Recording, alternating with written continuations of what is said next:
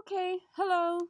Today I'm going to show you how to work with MIDI sounds and MIDI notes in Garageband. So when you open a new project, an empty project, you get to choose your track type, and this is what we will be using today. Software instruments. As you can see below, plug in a USB MIDI keyboard to play and record using a wide variety of instruments like piano, organ, and synthesizers.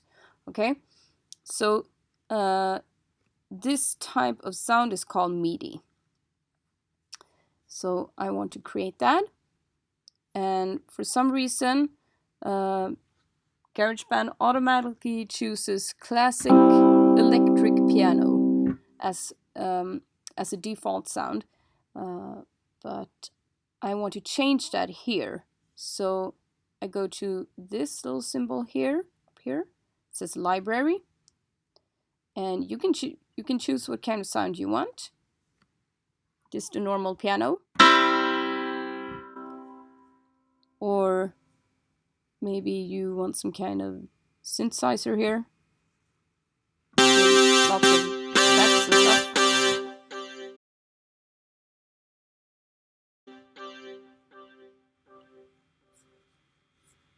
And you can also search up here. And what I want is just a normal piano sound, so I'm going to use that. Okay, so right now I'm just going to record something with the piano here. So I'm going to go up to here and press record, or just hit R for a short command.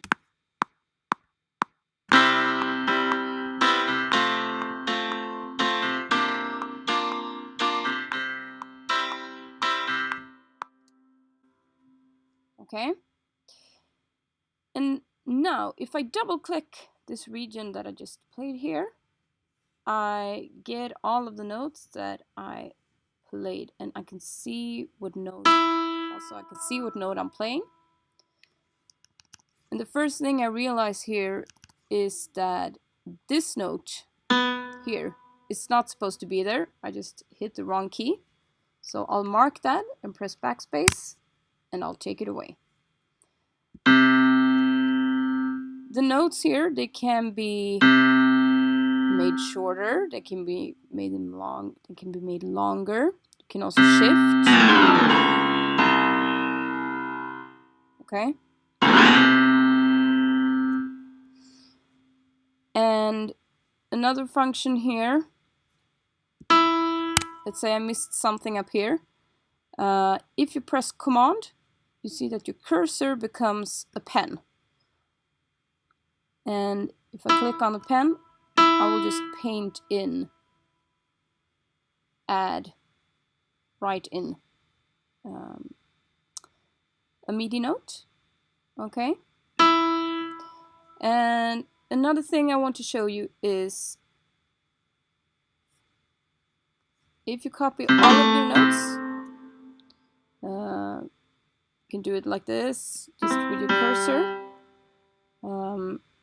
or hit Command A to mark all of them.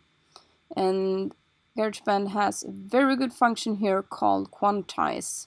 So you don't have to record your stuff exactly on time.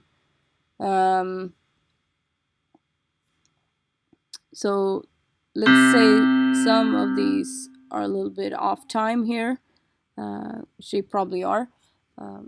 If I copy all of them and I go to quantize, and if you know the smallest note value that you are playing, GarageBand can automatically correct the timing for you. Okay? And if you don't know what note value you are playing, the smallest one that you're using, try with 16th note, because it's quite rare that you use something smaller than that. So I'm going to try that, and if you keep your eyes on the notes here, I think you'll be able to see some of them shift a little bit. Okay? I don't know if you saw that. I'm going to do it one more time. Like that. and right now it's a little bit of a better timing.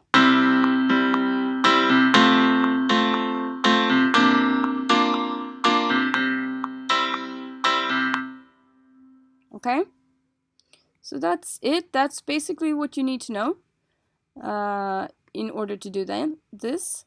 So you can also remember, you don't have to record everything at once. You can just record one bar, move your hands, then record another bar, move your hands again, record one bar again, and so on. So you don't have to record everything at the same time. Right, good luck guys, you're doing great. Okay, bye.